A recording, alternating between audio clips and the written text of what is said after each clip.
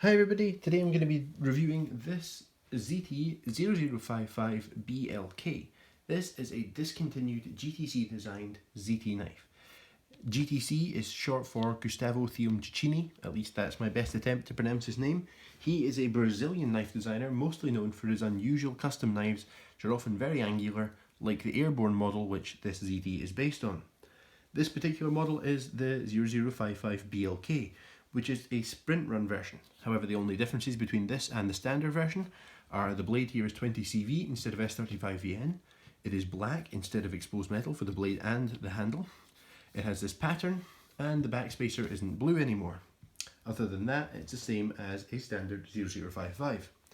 Now, if you're not familiar with this knife, you may be asking how this knife opens because there is no thumb stud, there's no front flipper, there's no conventional flipper. What this knife actually has is an SLT, a spring-loaded tab. Spring-loaded flipper tab mechanism, which works like a conventional flipper. You just have to pull it to the ready position first. So you pull that up, and then it fires. Very, very cool opening mechanism. But we'll dive more into that in a second. Before then, size comparisons like usual. Here is a Spyderco UKPK and a Spyderco PM2. UKPK being a very popular knife in the UK and the PM2 being a very popular knife everywhere. The blade here is 3.75 inches, which is, as you can see, a lot longer, at least in terms of cutting edge, than either of the Spydercos. Two other KAI produced knives. Here is the Kershaw Knockout and the ZT0562CF. You can see at 8.75 inches overall, it is longer than both of those. Interestingly, it's actually lighter than the 0562. This is carbon, it's thinner in both blade stock and handle thickness, and it's shorter in terms of length, and yet this knife is actually lighter. We'll talk more about that later on. It's not what most people would consider light for a knife of this size, but it's light as far as I'm concerned. It's lighter than it felt like it should be anyway. The deployment here. So we've already mentioned the SLT. I think that's wonderful. It gets the flipper tab out of the way in the pocket, so your hand can slide past the back of the knife without hitting anything. It's a great fidgety action. It's a lot of fun. It's a very cool feature, and it deploys the knife very, very well. It's also quite well jimped, so you can get pretty good grip on it, meaning this knife actually deploys shockingly well with gloves on. And if you are a knife nerd, and if you're not, this probably isn't a knife for you anyway. Something that's going to interest you is the noises. So, as the flipper tab hits the up position, you get a noise. As it springs down, you get a noise. You do the whole movement fast, you get a whole set of mechanical noises. And it just sounds really cool. It sounds really distinctive. And really cool. Missed it again. There we go. Yeah, the action here is brilliant. It's very, very smooth. The noise is great. It's very fidgety, very easy to open.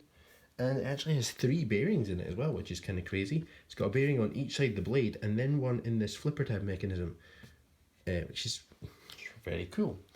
Very cool. It's a very cool mechanism. I really like it. The lock here is a relatively conventional titanium frame lock. If I lift this flipper tab up, you can see it's about 25-30% lockup, which is great. There's no blade play in any direction whatsoever, and it is very, very easy to disengage. There is a big cut for your thumb there. There's a big chamfer on this piece here. There's actually a chamfer on the show side scale as well.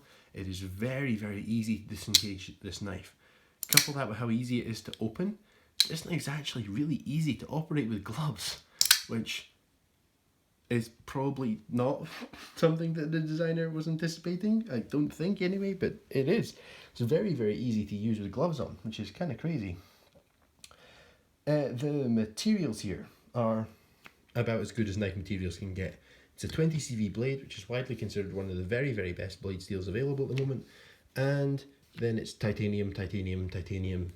It's titanium and 20CV, which is pretty excellent. So that's really good.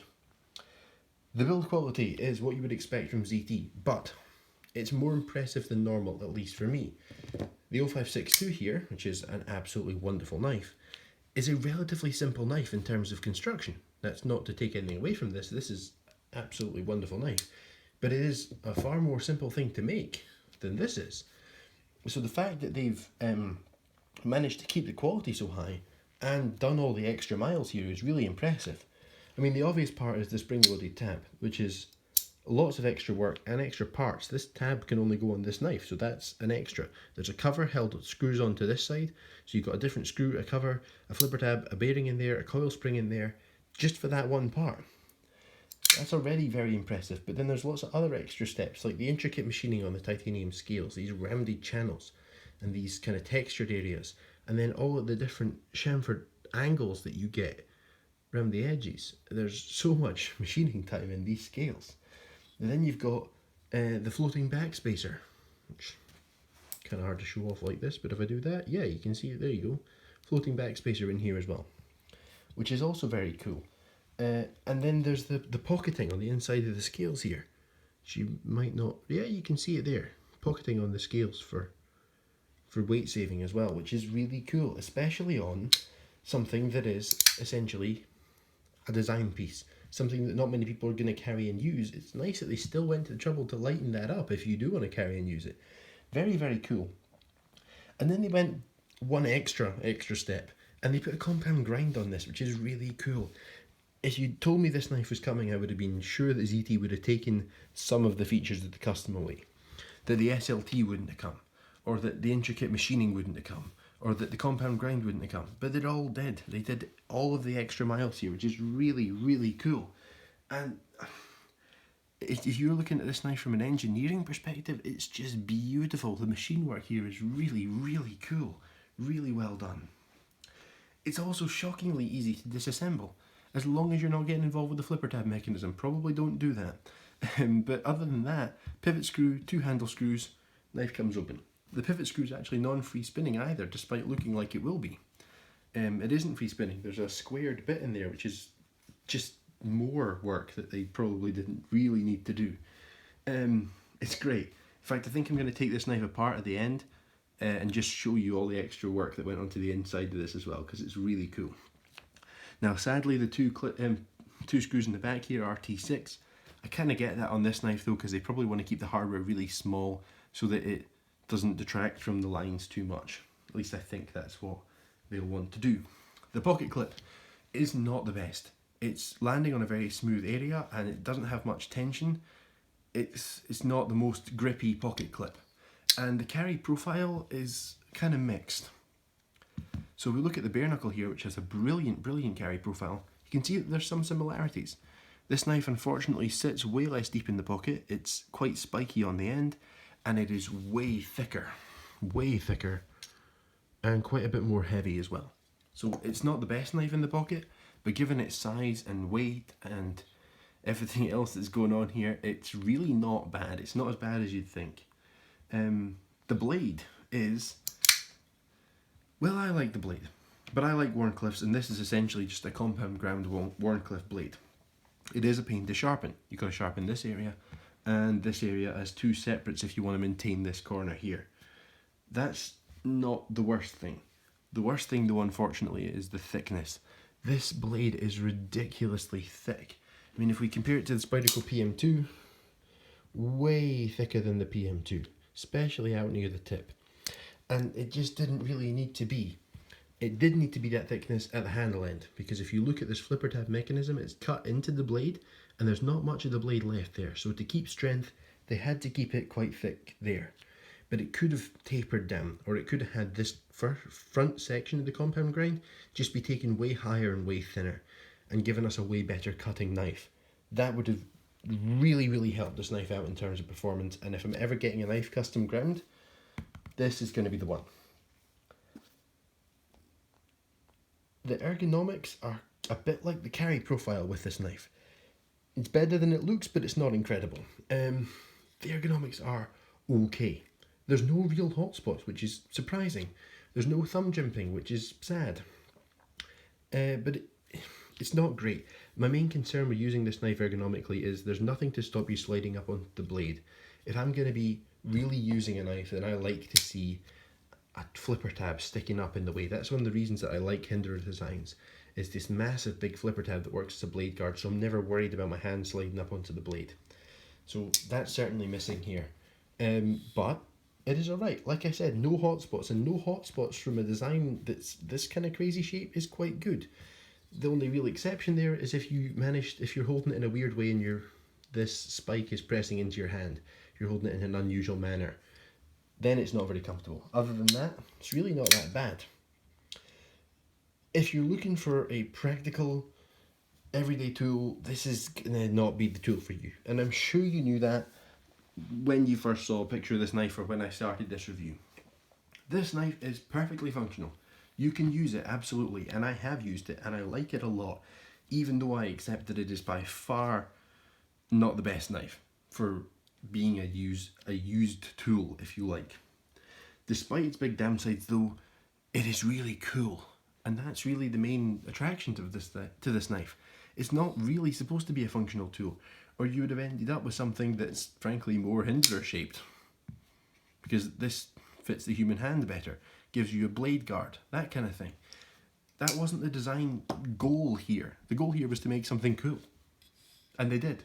It's really, really cool.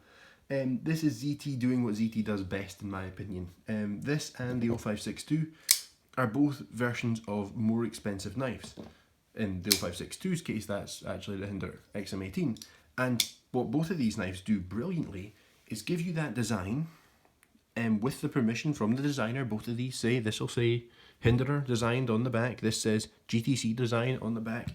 Both of these are not rip-offs. They're done in collaboration with the real designers, and both of these give you a way of getting what's usually a very expensive design for a lot less money. In the case of the 0055, this is about a fifth of the price of one of the customs. The customs are about $1,600 for a cheap one. And it's really cool, and it's produced beautifully, and the action's great, and there's so many, it's all done really, really well. It's not, sometimes you'll get a production version of a custom knife and it's made for like $50 and it's just not great. What ZT does is production versions of custom knives that are done so well that functionally there's not much in it between it and the custom. You know, it's really just the ZT branding. It's kind of the case here. I mean, this is really, really well done. If you like the materials and you want something more functional, as I'm sure you can tell from what you've seen so far, have a look at the 0562. It's great. Other than that, I really hope ZT brings this back or gives us a new GTC design. Hopefully with the SLT, because I do really, really like the SLT. It's a really cool mechanism. Yeah, I'd love to see something similar, or just this knife back in production, because this is one of my favourite knives that I have ever owned. If they thinned down the blade a bit, it would have made it so much better. But it is just really, really cool. So, in conclusion, I guess, if you're liking the look of this and you're looking for something cool instead of something that's completely functional, you should get one if you can find one, because they're discontinued. But if you can find one secondhand, then you should get one. Other than that, if you're looking for a functional tool, probably not the knife for you, but I love it. So what I'm going to do just now is I'm just going to take it apart. I'm not going to put it back together on camera because I don't want to be faffing around tuning the action. I just want to show you what's going on inside this knife before I end the video here, because there's a lot of extra steps, extra miles inside this knife as well. These screws in the back here are kind of a bit fiddly to get out sometimes, which is what we're seeing just now. There we go, there's one of them. And here comes the other. There we go, right. So, we'll start off with this side. Big pocket to save weight. Another pocket to save weight. Small one. Didn't make much difference, but they still went to the trouble to put it in there. This lock bar. Look how thin that gets there. The machining in here, the cutting this groove into a lock bar and all of that. It's beautiful. This lock bar insert. Look at the fitment around there. It's beautiful. The chamfering here. Lovely. And we've already seen this side, which is also beautifully done. The back spacer. It's really quite simple when it's out the knife, but it's still unique to this knife, and they still went to the trouble instead of just doing standoffs or something like that. The stop pin's quite cool as well, just because it's really nicely shouldered into this part of the blade, which I like to see. Speaking of the blade, Look at that detent ball right on the very edge next to the stop pin there. You can see spring-loaded tab runs round, stays completely parallel there. There's the cover on the spring-loaded tab.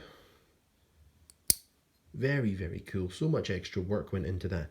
And even though I've got mine relatively loose to make sure the tab springs back really nice, there's no movement in that at all.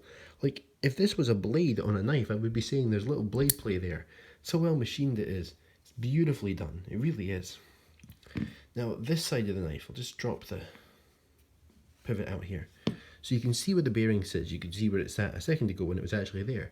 And it's right on the edge of this rounded track, which is cut in to allow the cover that's over the spring-loaded tab to pass through the handle of the knife as the knife opens and closes.